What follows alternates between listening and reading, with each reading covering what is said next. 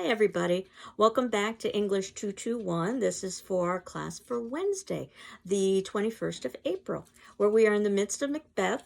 We just finished viewing a Royal Shakespeare Company production of Macbeth, and where we finished up last class was finishing the play. This is a very short play, and we had talked a little bit about how ultimately Shakespeare would have been writing in part to impress King James, the new monarch in place, from Scottish descent. So we've got a play from Scotland, and also we've got a very short play, and James was fond of short plays. And we also have a play that is focused on the supernatural, and King James was also very interested in the supernatural. And there have been all kinds of supernatural associations with this play, so much so that folklore for actors is that you don't say the name of the play. You call it the end play or the Scottish play because it's considered to be bad luck. And the way we finished up was watching what happens to Macbeth after he commits murder. Basically, he becomes a kind of killing machine, which was language that was used by one of my former professors when we were studying Macbeth. We know that we have, if any kind of humor whatsoever, it's going to be in the drunken porter scene. But this is a very, very dark play, which is what you can expect with the tragedies, but Macbeth in particular is a dark play. We know that Lady Macbeth ends up being central to this particular play, and we can see her in one of two ways.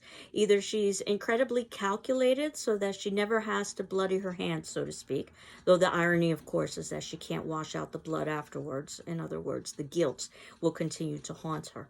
Or she isn't nearly as strong as she maintains that she is. So despite her unsex me here speech, when she faints, for instance, during the time that King Duncan has been found killed, it can either be an episode of weakness or it could be an opportunity for her to try to deflect attention from Macbeth because she's afraid that he might end up revealing information that he shouldn't. Now, King Duncan's sons, Malcolm and Donalbain, flee because they are afraid that they are next going to be assassinated, but that only makes them appear guilty. And we see how nature itself is in discord. And this goes to the idea of the king being God anointed. And if the king has been removed or killed in an unnatural way, and natural and unnatural are major themes in this play, then we are going to be seeing unnatural events both in the human world and also in the physical world as well. Banquo, and you'll remember that he and Macbeth both received prophecies at the beginning of the play. Banquo becomes suspicious about the possibility of Macbeth being involved in Duncan's murder. And what basically Macbeth decides is that Banquo is a loose end, so he's going to have to kill Banquo, and he commissions some murderers to kill Banquo. Initially 2, and then it ends up being 3, and there's been some discussion about that, who that third murderer might be. Could it possibly be even Macbeth himself? Now, Banquo's son, Fleance, escapes the murderers. By this particular point in time, we can see how Macbeth is adding one murder after another. And then the famous scene where Banquo's ghost haunts Macbeth. And of course, that could be a literal ghost, but that could also be a figment of Macbeth's imagination, or it could be a combination of the two. What is important is that by this particular time, Macbeth goes to seek out the witches. And we know that the play began with the witches basically giving Macbeth prophecy. He didn't seek them out, but now obviously things are quite different. So while we could say perhaps that the witches were an outside force initially, at this point Macbeth is clearly taking initiative to seek out their prophecies. 3, the number 3 is so important in this play, as I think I mentioned earlier, because of the reference to Trinity or unholy Trinity. And basically the prophecies that Macbeth seeks out, to beware Macduff, and that no man of woman born shall hurt him, and also that as long as the woods don't move against Macbeth, then he's ultimately safe, always reminds me of a Twilight Zone episode, in that we are going to get that twist where all of these are possibilities, even though they don't necessarily seem like possibilities. We also get Macduff going to England to test Malcolm's loyalty. And then finally, the murderers who kill Macduff's family for no good reason at all. And Lady Macbeth with her famous "out damn spot" speech, where she is haunted and can no longer sleep. In other words, there's no longer peace. Macbeth consults Satan, which is spelled Seyton, but the pronunciation is Satan, obviously, that Macbeth is in his own hell.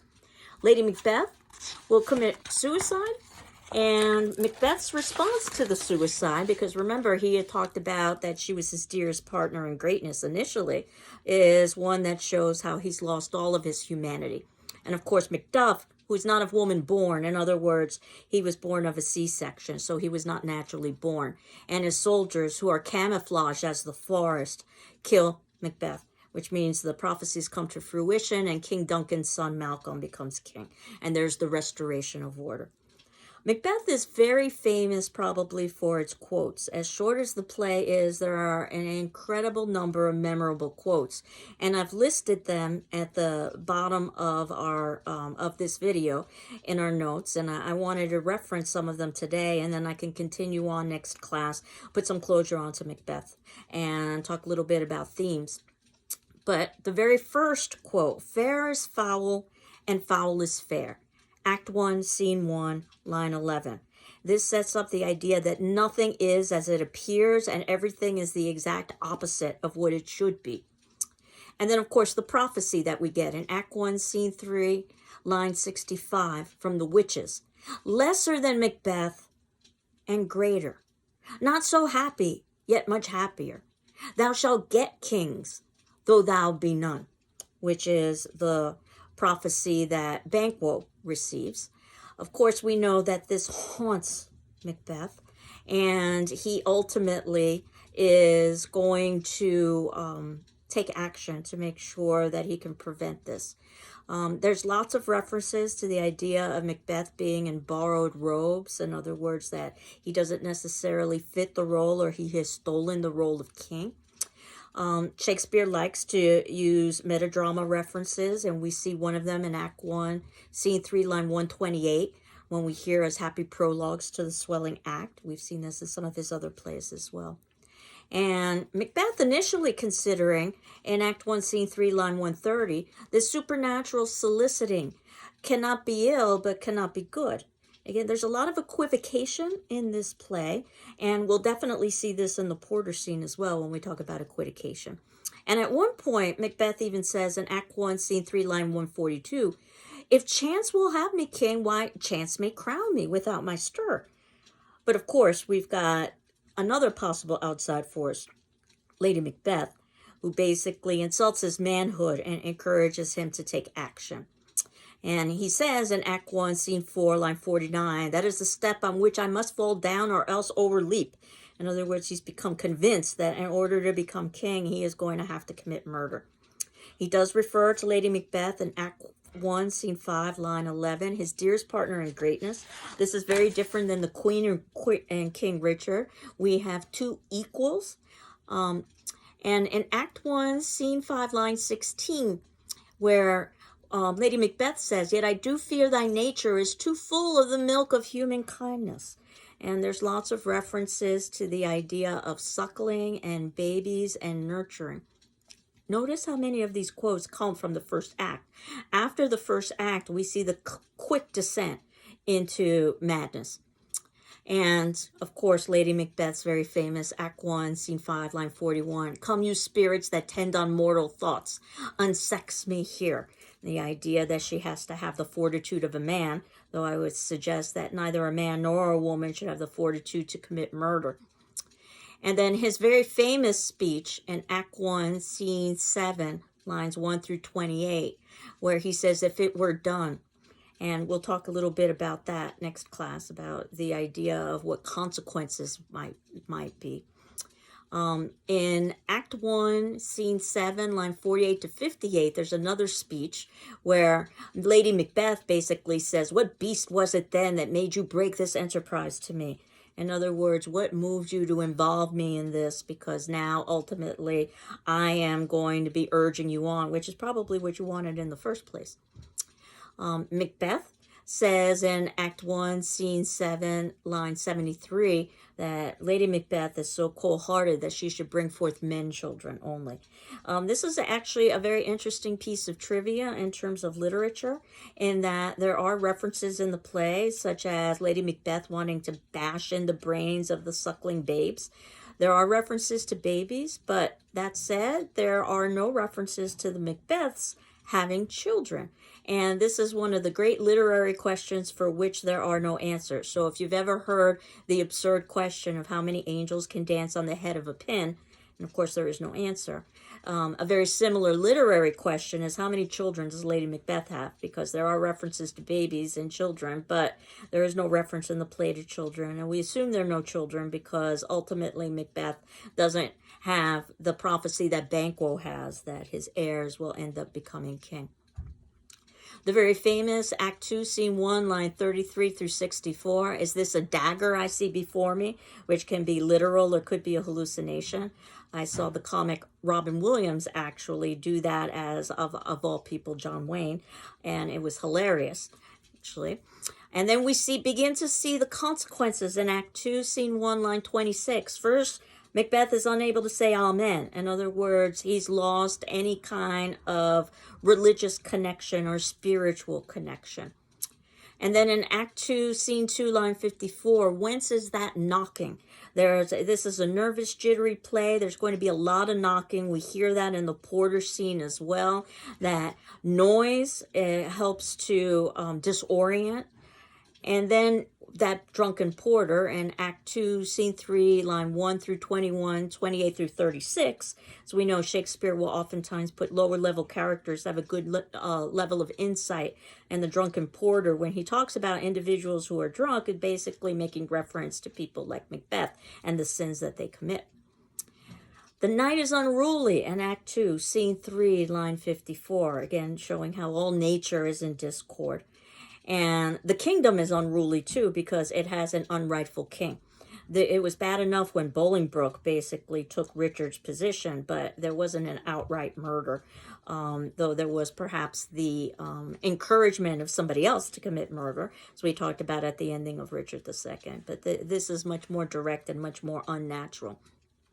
Which goes to our speech, Act 2, Scene 4, line 10 through 19, that all of this is very unnatural. And Macbeth's concern in Act 3, Scene 3, line 13 is that they've scorched the snake, they've not killed it. There are lots of Christian references in here. If you think about the snake tempting Adam and Eve, that also is another religious or Christian reference in this particular play.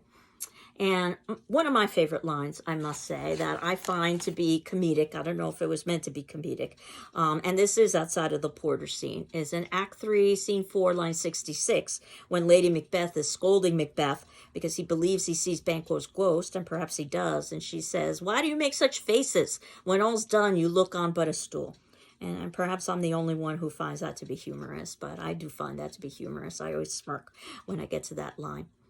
And, of course, Act 3, Scene 4, line 131, where Macbeth says, "I will tomorrow, and betimes I will to the weird sisters." Notice this is in the third act. This is usually the pinnacle of conflict. This is where Macbeth has made a deliberate decision to interact with evil. It's not the way the play began, where evil interacted with Macbeth, and we could see him more as a passive victim.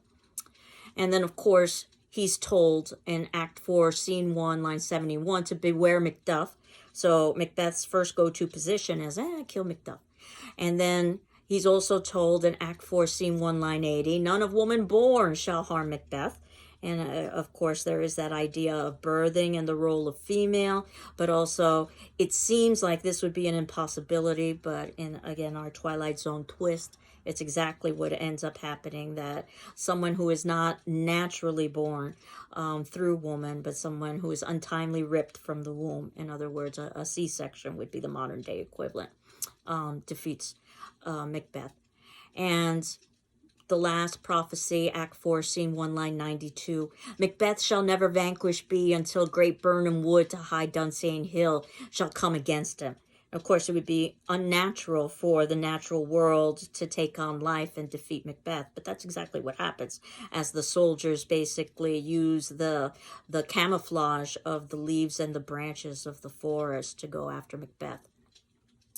And then there's a speech in Act 4, Scene 3, line 148 to 159. And we're told about the king of Britain, who basically is able to cure evil.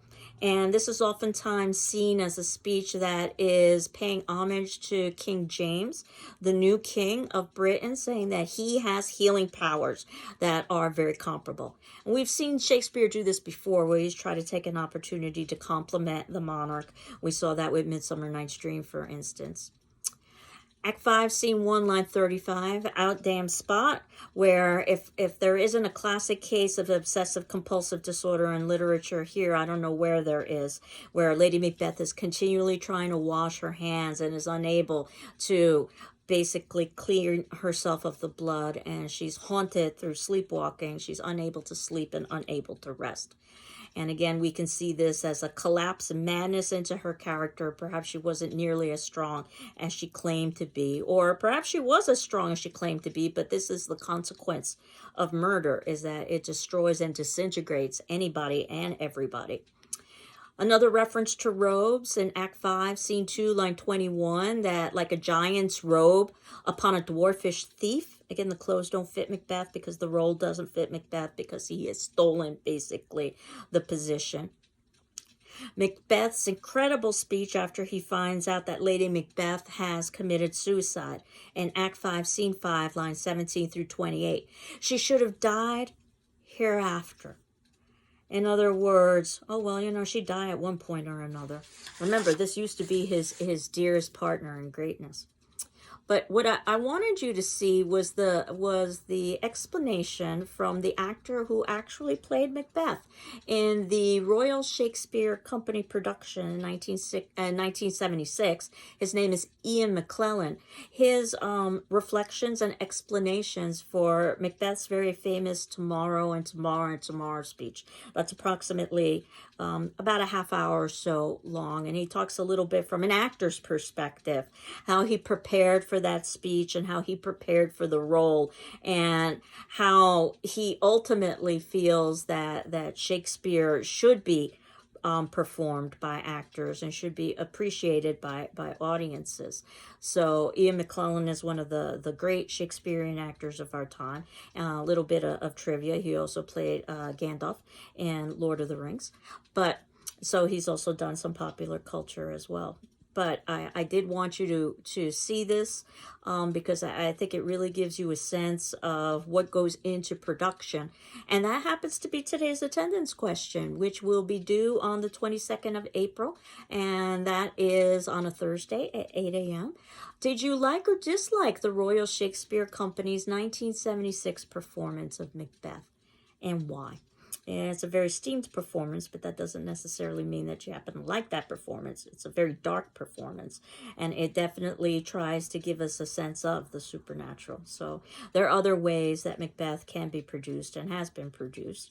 And in fact, you'll remember that if you want to get the most accurate version to the play itself, what I recommend you watch is the BBC version. The BBC did basically all of Shakespeare's plays.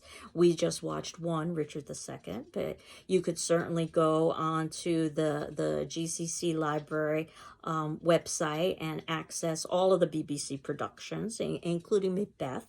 But I wanted you to see the Royal Shakespeare Company because they are quite esteemed. And then what I thought I could do next class is follow up on a few of the longer speeches that I referenced today, as well as talk about some of the themes and some of the symbols in the play that you could consider.